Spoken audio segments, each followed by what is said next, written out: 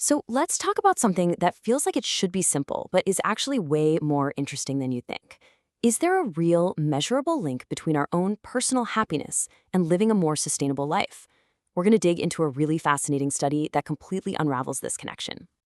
I mean, it seems like it should, right?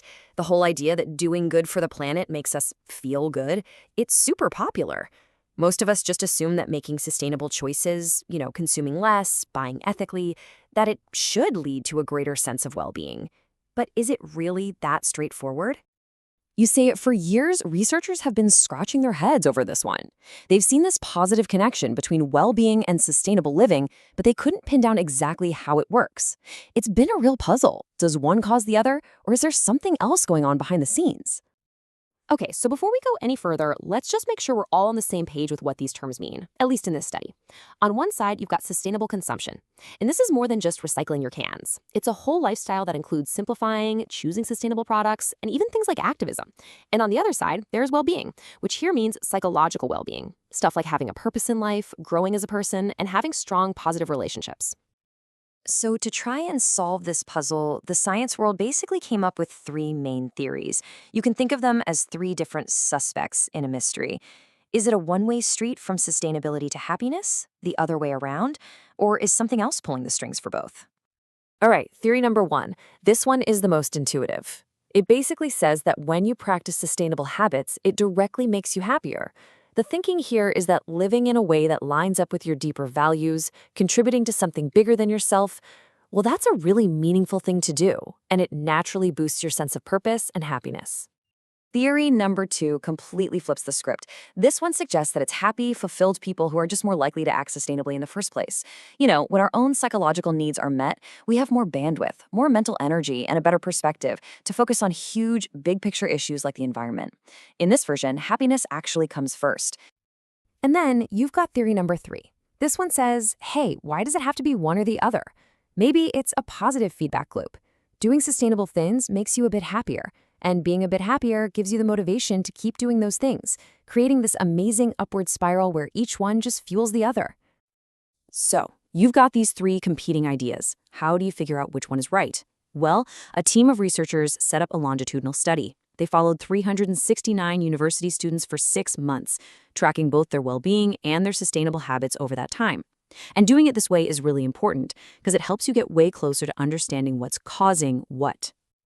And this is where the story takes a huge, fascinating turn. Because after they analyzed all the data, the researchers found that none of those direct link theories actually held up. Once they accounted for a person's starting levels of happiness and sustainability, there was no solid evidence that one was causing the other to change over time. The direct connection just vanished. Whoa, that is a pretty big surprise, right? If sustainable habits don't directly make you happier, and being happy doesn't directly make you more sustainable, then why do we so often see them show up together? Well, this points right back to that third possibility we mentioned. Maybe there's a hidden factor, some third variable that's influencing them both. And that is exactly what the study found. The real key to the entire puzzle wasn't a straight line between happiness and sustainability at all. It was a common root that predicts them both, a personal trait they call nature relatedness. So, what in the world is nature relatedness? It's not just about liking a good hike. It's a really stable, deep part of your identity. It's the degree to which you genuinely see yourself as part of the natural world.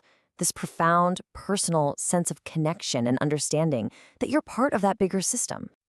And this was the big aha moment, the final answer. In the study's winning model, nature relatedness was the powerhouse. It was a strong, independent predictor of both greater well-being and more sustainable living. So people with a stronger connection to nature were more likely to be happy and more likely to live sustainably. Not because one causes the other, but because their deep-seated connection to nature drives both of those outcomes. Okay, so why is this such a big deal? The implications of this are actually pretty powerful.